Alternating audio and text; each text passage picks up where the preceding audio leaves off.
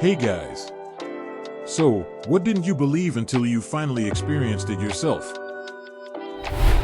Chronic pain. Oh Lord. These boots sure ain't made for walking no more.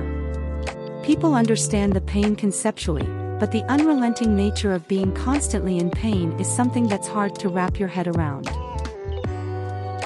Especially when it's a fact of your condition that you will never get better.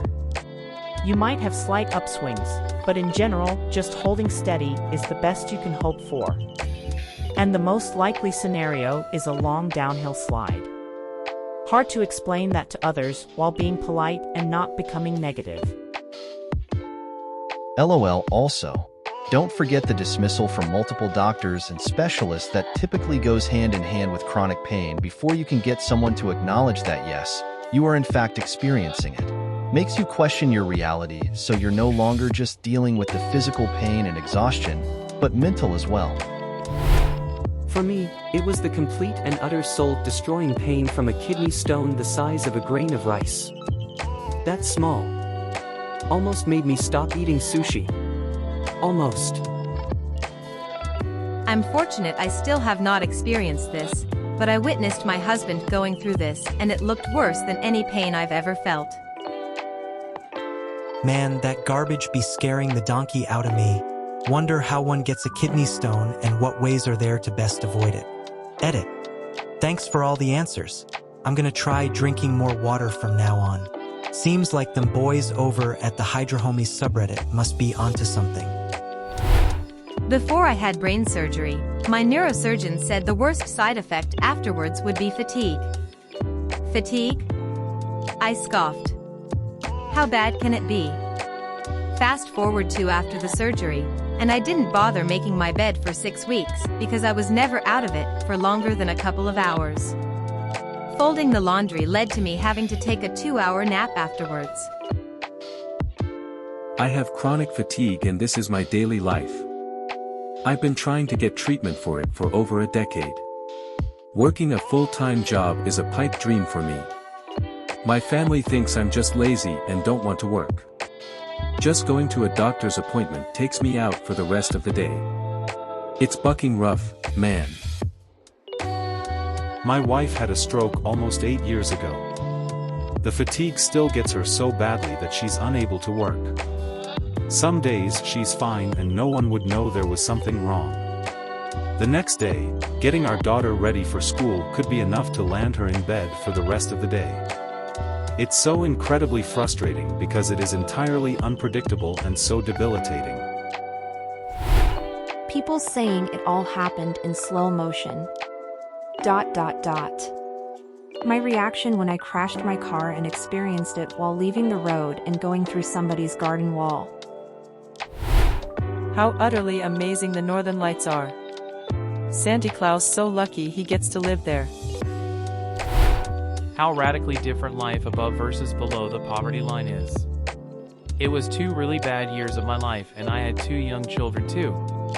So many decisions were made differently because there was no money to solve problems with. Just like my mama always said, Chris, you gotta run the house on a deficit, just like the president runs business. If you pay everyone everything you owe right away, there won't be nothing left, child. How much worse an actual flu is compared to a common cold.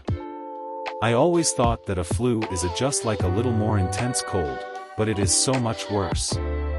You might have chills that are multiplying, fever, achy bones, headaches, and feel weak. I mean, there are thousands of people dying every year from a flu.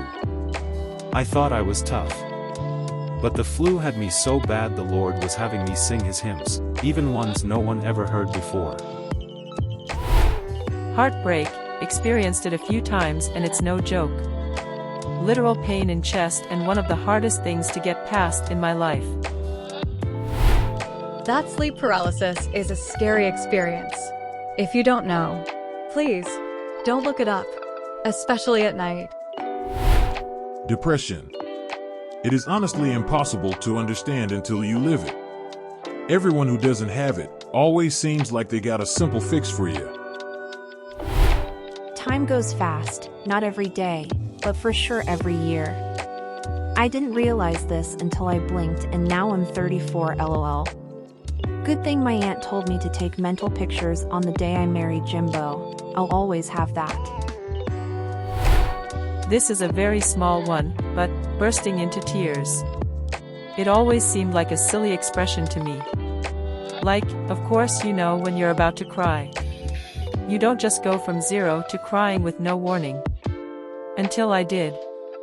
Very weird sensation, feeling all gooey inside. Your teeth are important. Don't underestimate dental hygiene. Take care of them. An untreated infection can literally travel through the body and give you a heart attack or something. Hear me. Hear me now. That skinny dipping feels different than swimming a bathing suit on. It's completely different and fantastic. Do it. Do it now. But like later at the crib. Don't want to be out in the woods and wind up in some horror-type slasher movie. Not necessarily didn't believe, but until I myself was in an abusive relationship, I didn't understand how hard it was to actually leave. If you had told me that there's a small town where the restaurants, bars, and delis are all so mediocre to bad that their fast food places are where you go to get higher quality food, I wouldn't have believed it. But then I stopped in Fort Stockton, Texas for a night. I said, God, man, come on now, making us look bad. This is a long one, but I visited my father in South Carolina last summer for a week of vacation. While there he told me about this wild place called Buc-ee's. Said it was like if a gas station was the size of a Costco, and he went on about how there was like 100 gas pumps outside and an entire deli counter dedicated solely to beef jerky, amongst other wild things. Now Buc-ee's hadn't expanded outside of Texas yet the last time I was out in South Carolina, and my father is prone to exaggeration anyway, so I assumed it was just that and blew it off. About a day later we were on the road down to Florida, as our big plan was to visit Kennedy Space Center for a few days, which is when I saw Buc-ee's own particular roadside advertisement scheme for the first time. If you know, you know. We stopped to visit my stepsister and her family in Jacksonville, and he told her that I didn't believe him about Buc-ee's. She proceeded to affirm his claims, but I still wasn't convinced when we got back on the road. Surely there's no such thing, right? It's an absolute load of crap. My dad's just pulling my leg while my stepsister is up on it. Whatever. Well, lo and behold, we make it to Daytona Beach, Florida, which has its very own Buc-ee's location. Dad made a point of pulling off the freeway to stop for gas, and as we crossed the overpass, that's when I saw it. Gas pumps as far as the eye can see right next to a Costco-sized building plastered with Buc-ee the Beaver's face right on the front.